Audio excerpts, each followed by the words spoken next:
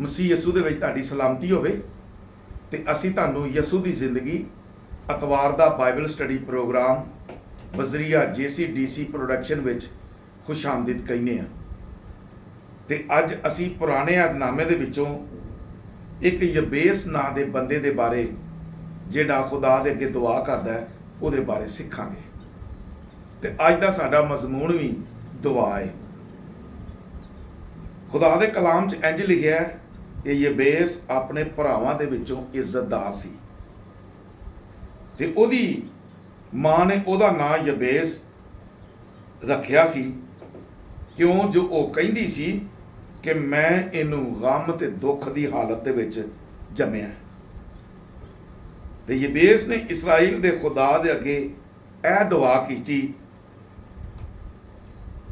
ਆਹ ਤੂੰ ਮੈਨੂੰ ਵਾਕਈ ਬਰਕਤ ਦੇ ਤੇ ਮੇਰੀ ਹੱਦਾਂ ਨੂੰ ਵਧਾ ਦੇ ਤੇ ਤੇਰਾ ਹੱਥ ਮੇਰੇ ਉੱਤੇ ਹੋਵੇ ਤੇ ਤੂੰ ਮੈਨੂੰ ਬਦੀ ਤੋਂ ਵੀ ਬਚਾ, ਤਾਂ ਉਹ ਮੇਰੇ ਗਮ ਦੀ ਵਜ੍ਹਾ ਨਾ ਬਣੇ। ਤੇ ਜੋ ਕੁਝ ਉਹਨੇ ਮੰਗਿਆ ਖੁਦਾ ਨੇ ਉਹਨੂੰ ਬਖਸ਼ ਦਿੱਤਾ। ਬਾਈਬਲ ਕਹਿੰਦੀ ਏ ਕਿ ਯਬੇਸ ਯਹੂਦਾ ਦੇ ਖਾਨਦਾਨ ਦੇ ਵਿੱਚੋਂ ਸੀ ਤੇ ਜਦੋਂ ਉਹਦੀ ਮਾਂ ਨੇ ਉਹਦਾ ਨਾਂ ਯਬੇਸ ਰੱਖਿਆ ਤੇ ਉਹਦੇ ਨਾਂ ਦਾ ਮਤਲਬ ਸਾਨੂੰ ਪਤਾ ਲੱਗਦਾ ਹੈ ਕਿ ਗਮ ਤੇ ਦੁੱਖ। ਤੇ ਇੰਜ ਲੱਗਦਾ ਹੈ ਕਿ ਉਸ ਘਰ ਦੇ ਹਾਲਾਤ ਉਸ ਵਕਤ ਬੜੇ ਦੁਖੀ ਸਨ ਤੇ ਗਮ ਦੀ ਹਾਲਤ ਸਨ ਲੋਕ, ਉਹ ਖਾਨਦਾਨ ਦੇ ਲੋਕ। ਤੇ ਇਹ ਵੀ ਅਸੀਂ ਸਮਝ ਸਕਦੇ ਹਾਂ ਕਿ ਯਬੇਸ ਦੇ ਪੈਦਾ ਹੋਣ ਤੇ ਇਹਦੇ ਜੰਮਣ ਤੇ ਕੋਈ ਖੁਸ਼ੀ ਕੋ ਨਹੀਂ ਹੋਈ, ਕਿ ਉਹ ਦੁੱਖ ਹੀ ਬੜਾ ਸੀ ਤੇ ਗਮ ਹੀ ਬੜਾ ਸੀ। ਉਹਦੀ ਮਾਂ ਨੇ ਇਸੇ ਲਈ ਉਹਦਾ ਨਾਂ ਯਬੇਸ ਰੱਖਿਆ ਕਿ ਮੈਂ ਇਹਨੂੰ ਗਮ ਦੀ ਹਾਲਤ ਤੇ ਦੁੱਖ ਦੀ ਹਾਲਤ ਵਿੱਚ ਜੰਮਿਆ। ਜਦੋਂ ਉਹਨੂੰ ਆਵਾਜ਼ ਮਾਰਦੀ ਏ ਤੇ ਮਾਂ ਦੀ ਅੱਖਾਂ 'ਚੋਂ ਅਥਰੂ ਆ ਜਾਂਦੇ ਨੇ ਕਿ ਉਹਨੂੰ ਵਕਤ ਯਾਦ ਆਉਂਦਾ ਹੈ ਕਿ ਉਦੋਂ ਕਿੰਨਾ ਦੁੱਖ ਸੀ, ਕਿੰਨਾ ਗਮ ਸੀ। ਤੇ ਇੰਜ ਲੱਗਦਾ ਇਹ ਪੜ੍ਹਦਿਆਂ ਹੋਇਆਂ ਕਿ ਜਿਵੇਂ ਹਾਲੀ ਵੀ ਉਹਨਾਂ ਦੇ ਘਰ ਦੇ ਹਾਲਾਤ ਬਦਲੇ ਨਹੀਂ ਹੈਗੇ, ਉਹ ਗਮ ਦੀ ਹਾਲਤ 'ਚ ਹੀ ਨੇ। ਲੇਕਿਨ ਗਮ ਕੁਛ ਘਟਿਆ ਜ਼ਰੂਰ ਹੈ, ਲੇਕਿਨ ਹੈ ਨਹੀਂ। ਤੇ ਯਬੇਸ ਜਿਹੜਾ ਬੰਦਾ ਹੈ ਇਹ ਖੁਦਾ ਅੱਗੇ, ਇਸਰਾਈਲ ਦੇ ਖੁਦਾ ਅੱਗੇ ਚੰਦ ਲਫ਼ਜ਼ਾਂ ਦੀ ਦੁਆ ਕਰਦਾ ਹੈ। ਕੀ ਆਂਦਾ ਹੈ ਕਿ ਮੈਨੂੰ ਵਾਕਈ ਬਰਕਤ ਦੇ। ਫਿਰ ਆਂਦਾ ਹੈ ਮੇਰੀਆਂ ਹੱਦਾਂ ਨੂੰ ਵਧਾ ਦੇ ਤੇ ਤੇਰਾ ਹੱਥ ਮੇਰੇ ਉੱਤੇ ਹੋਵੇ ਤੇ ਤੂੰ ਮੈਨੂੰ ਬਦੀ ਤੋਂ ਵੀ ਬਚਾ,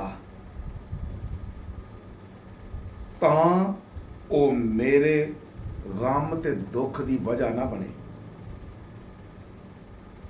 ਇਹ ਉਹਨੇ ਦੁਆ ਕੀਤੀ। ਉਹਨੇ ਸੱਚੇ ਦਿਲ ਨਾਲ ਖੁਦਾ ਦੇ ਅੱਗੇ ਆਪਣੇ ਆਪ ਨੂੰ ਰੱਖਿਆ ਤੇ ਆਪਣਾ ਦੁੱਖੜਾ ਖੁਦਾ ਅੱਗੇ ਰੱਖਦਾ ਹੈ।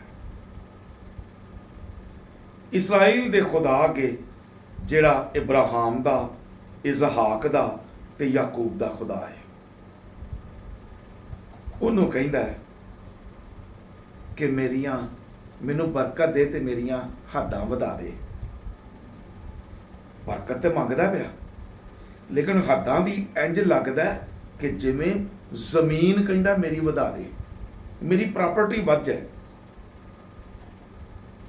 ਤੇ ਅੱਜ ਦੇ ਲੋਕ ਜਿਹੜੇ ਨੇ ਉਹ ਕਾਰੋਬਾਰ ਲਈ ਵੀ ਕਹਿ ਸਕਦੇ ਨੇ ਕਿ ਖੁਦਾਵੰਦਾ ਮੇਰਾ ਕਾਰੋਬਾਰ ਵਧਾ ਦੇ, ਮੇਰਾ ਪ੍ਰਮੋਸ਼ਨ ਕਰ ਦੇ, ਮੇਰੀ ਤਰੱਕੀ ਹੋ ਜਾਏ। ਲੇਕਿਨ ਮੰਗਦੇ ਬਰਕਤ ਨੇ। ਯਬੇਸ ਨੇ ਵੀ ਬਰਕਤ ਮੰਗੀ ਤੇ ਆਪਣੀਆਂ ਹੱਦਾਂ ਵਧਾਉਣ ਦੀ ਖੁਦਾ ਅੱਗੇ ਮਿੰਨਤ ਕੀਤੀ। ਤੇ ਨਾਲੇ ਆਂਦਾ ਤੇਰਾ ਹੱਥ ਮੇਰੇ ਉੱਤੇ ਹੋਵੇ। ਇਸ ਲਈ ਕਿ ਦੇਖੋ ਭਰਾਓ, ਜਦੋਂ ਖੁਦਾ ਦਾ ਹੱਥ ਬੰਦੇ ਦੇ ਉੱਤੇ ਹੁੰਦਾ ਹੈ ਨਾ, ਤੇ ਫਿਰ ਸ਼ੈਤਾਨ ਉਹਦਾ ਨੁਕਸਾਨ ਨਹੀਂ ਕਰ ਸਕਦਾ। ਫਿਰ ਉਹਨੂੰ ਹਰ ਪਾਸਿਓਂ ਮੁਬਾਰਕਾਂ ਹੀ ਮਿਲਦੀਆਂ ਨੇ। ਬਾਈਬਲ 'ਚ ਲਿਖਿਆ ਹੈ ਕਿ ਤੂੰ ਅੰਦਰ ਵੜਦਿਆਂ ਵੀ ਮੁਬਾਰਕ ਹੋਏਗਾ ਤੇ ਬਾਹਰ ਨਿਕਲਦਿਆਂ ਵੀ ਮੁਬਾਰਕ ਹੋਏਗਾ। ਤੇਰੀ ਪੈਲੀ ਵੀ ਮੁਬਾਰਕ ਹੋਏਗੀ ਤੇ ਤੇਰਾ ਖਾਨਦਾਨ, ਤੇਰਾ ਟੋਕਰਾ, ਤੇਰਾ ਘਰਾਨਾ, ਤੇਰਾ ਟੱਬਰ ਵੀ ਮੁਬਾਰਕ ਹੋਏਗਾ। ਤੇ ਉਹ ਕਹਿੰਦਾ ਕਿ ਖੁਦਾਵੰਦਾ ਤੇਰਾ ਹੱਥ ਮੇਰੇ ਤੇ ਹੋਵੇ, ਤੇ ਇੱਕ ਹੀ ਮੰਗਦਾ, ਸ਼ਾਇਦ ਆਖਰੀ ਗੱਲ ਕਰਦਾ ਹੈ, ਮੈਨੂੰ ਬਦੀ ਤੋਂ ਬਚਾਈ, ਮੈਂ ਗੁਨਾਹ ਨਾ ਕਰਾਂ। ਕਿਉਂ ਜੇ ਮੈਂ ਗੁਨਾਹ ਕਰ ਬੈਠਾ ਤੇ ਮੈਂ ਬਦੀ 'ਚ ਵੜ ਜਾਣਾ ਫਿਰ, ਤੇ ਮੇਰੇ ਉਹ ਬਦੀ ਜਿਹੜੀ ਏ, ਉਹ ਗੁਨਾਹ ਜਿਹੜਾ ਮੇਰੇ ਲਈ ਬਰਬਾਦੀ ਦਾ ਬੈਸ ਫਿਰ ਬਣ ਜਾਣਾ। ਤੇ ਆਪਣੇ ਆਪ ਨੂੰ ਬਚਾਉਂਦਾ ਕਿ ਮੈਂ ਬਰਬਾਦੀ ਵੱਲ ਨਾ ਜਾਵਾਂ। ਖੁਦਾਵੰਦਾ ਤੇਰਾ ਹੱਥ ਮੇਰੇ ਤੇ ਹੋਵੇ ਤੇ ਮੈਨੂੰ ਬਦੀ ਤੋਂ ਯਾਨੀ ਗੁਨਾਹ ਤੋਂ ਬਚਾਏ। ਖੁਦਾ ਬਚਾਉਂਦਾ ਵੀ ਜੇ। ਕਾਇਨ ਨੇ ਜਦੋਂ ਕਤਲ ਕਰਨਾ ਸੀ ਨਾ ਹਾਬਲ ਦਾ, ਤੇ ਖੁਦਾ ਪਹਿਲਾਂ ਉਹਨੂੰ ਦੱਸਦਾ ਹੈ, ਕਾਇਨ ਨੂੰ ਕਹਿੰਦਾ ਗੁਨਾਹ ਤੇਰੇ ਦਰਵਾਜ਼ੇ ਦੇ ਅੱਗੇ ਖਲੋਤਾ ਹੈ ਤੇ ਤੇਰਾ ਇੰਤਜ਼ਾਰ ਕਰਦਾ ਪਿਆ ਕਿ ਆਵੇ ਤੇ ਇਹ ਕੰਮ ਕਰੇ ਤੇ ਆਪਣੇ ਆਪ ਨੂੰ ਬਚਾ। ਅੱਜ ਰੂਲ ਕੁਸ ਸਾਨੂੰ ਦੱਸਦਾ ਹੈ ਕਿ ਅਸੀਂ ਗੁਨਾਹ ਨਾ ਕਰੀਏ, ਅਸੀਂ ਖੁਦਾ ਦੀ ਫਰਮਾਬਰਦਾਰੀ ਕਰੀਏ। ਤੇ ਯਬੇਸ ਨੇ ਵੀ ਇਹੀ ਕਿਹਾ, ਖੁਦਾਵੰਦਾ ਮੈਨੂੰ ਬਰਕਤ ਦੇ ਤੇ ਮੇਰੀਆਂ ਹੱਦਾਂ ਨੂੰ ਵਧਾ ਦੇ, ਤੇ ਤੇਰਾ ਹੱਥ ਮੇਰੇ ਤੇ ਹੋਵੇ ਤੇ ਮੈਨੂੰ ਗੁਨਾਹ ਤੋਂ ਬਚਾ ਲੈ, ਤਾਂ ਜੋ ਉਹ ਮੇਰੇ ਗਮ ਦਾ ਵਜ੍ਹਾ ਨਾ ਬਣੇ।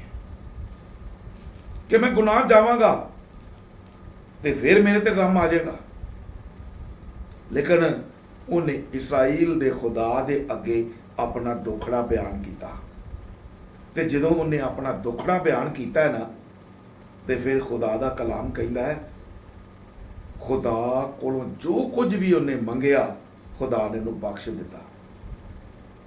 ਤੇ ਅੱਜ ਮੈਂ ਤੁਹਾਨੂੰ ਇਹ ਦੱਸਣਾ ਚਾਹਨਾ, ਇਹ ਛੋਟੇ ਜਿਹੇ ਪੈਗਾਮ ਵੱਲੋਂ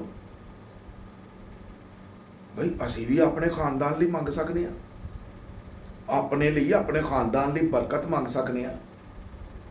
ਸਾਡੀਆਂ ਹੱਦਾਂ ਖੁਦਾ ਵਧਾ ਦੇ, ਸਾਡੇ ਕਾਰੋਬਾਰ ਨੂੰ ਵਧਾ ਦੇ, ਸਾਡੇ ਕੰਮ ਨੂੰ ਵਧਾ ਦੇ, ਸਾਡਾ ਬਿਜ਼ਨਸ ਵੱਧ ਜਾਏ, ਸਾਨੂੰ ਨੌਕਰੀ ਤੇ ਤਰੱਕੀ ਮਿਲ ਜਾਏ, ਪ੍ਰਮੋਸ਼ਨ ਮਿਲ ਜਾਏ, ਸਾਡੀ ਇੱਜ਼ਤ ਵਧਾ। ਤੇ ਯਾਦ ਰੱਖ ਲਓ, ਇੱਜ਼ਤ ਵਧਾਉਣ ਵਾਲਾ ਤੇ ਬਰਕਤ ਦੇਣ ਵਾਲਾ, ਸਰਫਰਾਜ਼ੀ ਦੇਣ ਵਾਲਾ ਇਸਰਾਈਲ ਦਾ ਖੁਦਾ ਹੀ ਹੈ, ਜਿਹਨੂੰ ਅਸੀਂ ਇਬਰਾਹਿਮ, ਇਜ਼ਹਾਕ ਤੇ ਯਕੂਬ ਦਾ ਖੁਦਾ ਕਹਿੰਦੇ ਆ। ਤੇ ਜਦੋਂ ਯਬੇਸ ਮੰਗਦਾ ਹੈ ਤੇ ਖੁਦਾ ਉਹਨੂੰ ਦੇ ਦਿੰਦਾ ਹੈ। ਤੇ ਅੱਜ ਮੈਂ ਤੁਹਾਨੂੰ ਇਹ ਦੱਸਣਾ ਚਾਹਨਾ, ਤੁਸੀਂ ਕਿਉਂ ਨਹੀਂ ਮੰਗਦੇ? ਅਸੀਂ ਜਿਹੜਾ ਆਪਣੇ ਆਪ ਨੂੰ ਰੱਖੀਏ ਤੇ ਖੁਦਾ ਕੋਲੋਂ ਮੰਗੀਏ, ਤੇ ਜਦੋਂ ਖੁਦਾ ਤੋਂ ਮੰਗਾਂਗੇ ਤਾਂ ਖੁਦਾ ਸਾਨੂੰ ਦੇਵੇਗਾ। ਕਿਉਂ? ਇਸ ਲਈ ਕਿ ਯਿਸੂ ਮਸੀਹ ਨੇ ਆਪਣੀ ਜ਼ਬਾਨੋਂ ਕਿਹਾ ਸੀ, ਉਹ ਤੁਹਾਡੇ ਚੋਂ ਕਿਹੜਾ ਹੈ ਜਿਹਦਾ ਪੁੱਤਰ ਮੱਛੀ ਮੰਗੇ ਤੇ ਪਿਓ ਉਹਨੂੰ ਸੱਪ ਦੇਵੇ? ਤੇ ਤੁਸੀਂ ਆਸਮਾਨ ਦੇ ਖੁਦਾ ਕੋਲੋਂ ਮੰਗੋ ਤੇ ਉਹ ਤੁਹਾਨੂੰ ਦੇਵੇਗਾ। ਤੇ ਅੱਜ ਅਸੀਂ ਵੀ ਜ਼ਰਾ ਆਪਣਾ ਆਪ ਸੰਭਾਲੀਏ ਤੇ ਖੁਦਾ ਤੋਂ ਆਪਣੇ ਗੁਨਾਹਾਂ ਦੀ ਮਾਫੀ ਮੰਗੀਏ, ਤੇ ਆਪਣੇ ਆਪ ਨੂੰ ਗੁਨਾਹ ਤੋਂ ਦੂਰ ਰੱਖੀਏ ਤੇ ਖੁਦਾ ਕੋ ਮੰਗੀਏ। ਤੇ ਜਦੋਂ ਅਸੀਂ ਖੁਦਾ ਕੋ ਮੰਗਾਂਗੇ ਨਾ ਤੇ ਖੁਦਾ ਸਾਨੂੰ ਦੇਵੇਗਾ।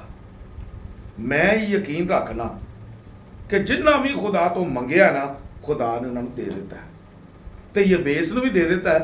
ਤੇ ਅਸੀਂ ਅੱਜ ਹੁਣ ਵੀ ਤਿਆਰੀ ਕਰੀਏ ਤੇ ਖੁਦਾ ਤੋਂ ਮੰਗੀਏ। ਮੈਂ ਉਮੀਦ ਕਰਨਾ ਕਿ ਤੁਸੀਂ ਖੁਦਾ ਤੋਂ ਮੰਗੋਗੇ ਤੇ ਖੁਦਾ ਤੁਹਾਨੂੰ ਦੇਵੇਗਾ। ਮੇਰਾ ਇਹ ਈਮਾਨ ਹੈ। ਤੇ ਖੁਦਾ ਤੁਹਾਨੂੰ ਇਸ ਕਲਾਮ ਤੇ ਅਮਲ ਕਰਨ ਦੀ ਤੌਫੀਕ ਬਖਸ਼ੇ। ਆਮੀਨ।